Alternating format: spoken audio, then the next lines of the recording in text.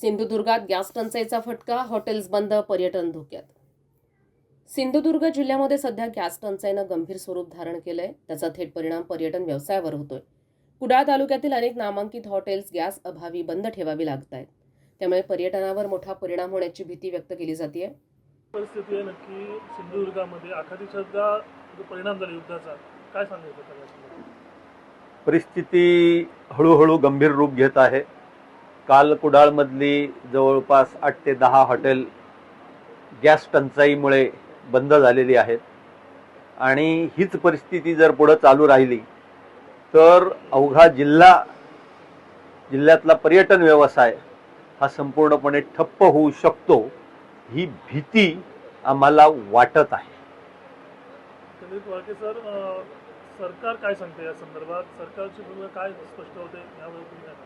आज आम्ही सगळे एकत्र येण्याच्या पाठीमागे आणि भूमिका मांडण्याच्या पाठीमागे हेच सगळं महत्त्वाचं कारण आहे की सरकार किंवा सरकारचे प्रतिनिधी असलेले प्रशासन किंवा आमचे लोकप्रतिनिधी याच्या संदर्भात एकही वाक्य उच्चारत नाही आहेत.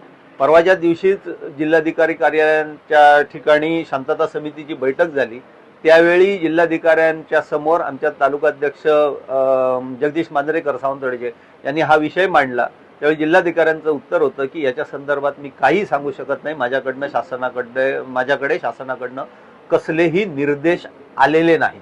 आणि म्हणून आम्ही आत्ता मागणी करतो आहोत की जे काही पुढे वाढून ठेवलेलं आहे ते आम्हाला स्पष्टपणे सांगा.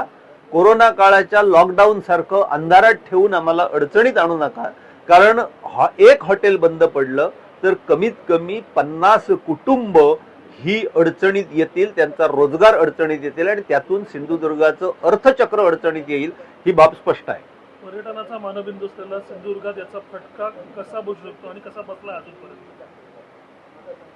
सिंधुदुर्गात पश्चिम महाराष्ट्रातनं म्हणा किंवा भारताच्या अन्य भागातनं म्हणा, जे लोक येतात त्याच्या पाठीमागची 2 महत्वाची कारणं असतात.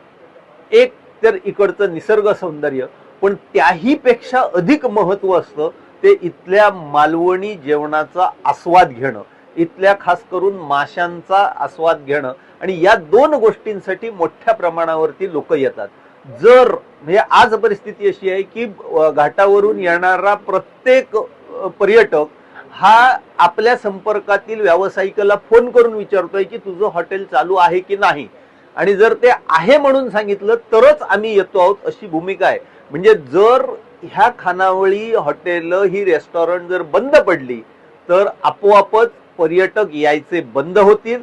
पर्यटक यायचे बंद झाले की अन्य ज्या पर्यटन व्यावसायिक आहेत, मग ते स्कुबा डायव्हिंगची इंडस्ट्री असो, मग ती वॉटर स्पोर्ट्सची इंडस्ट्री असो किंवा अन्य सेवा पुरवठादार असो, काजू कारखाने असो, रस्त्यावरती बसून निरनिराळ्या वस्तू विकणाऱ्या, त्याच्यानंतर फळफळावळ विकणाऱ्या, ही सगळी मंडळी असो, ही सगळी मंडळी यामुळे अडचणीत येणार. कारण आज सिंधुदुर्गाची अर्थव्यवस्था ही पर्यटनावरतीच आशा लावून बसलेली आहे. कारण आंबा आणि काजूचं पीक आपल्या हातातून गेलेलं आहे.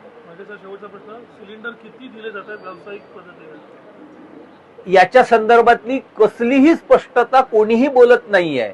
प्रत्येक जण आपापल्या पातळीवरती संपर्क साधतो आहे, आणखीन काही ना काहीतरी व्यवस्था करतोय. त्याप्रमाणे कुडाळ तालुका व्यापारी संघटनेने काही व्यवस्था केलेली होती, परंतु त्या व्यवस्थेमध्ये सुद्धा खोडा घातला गेला.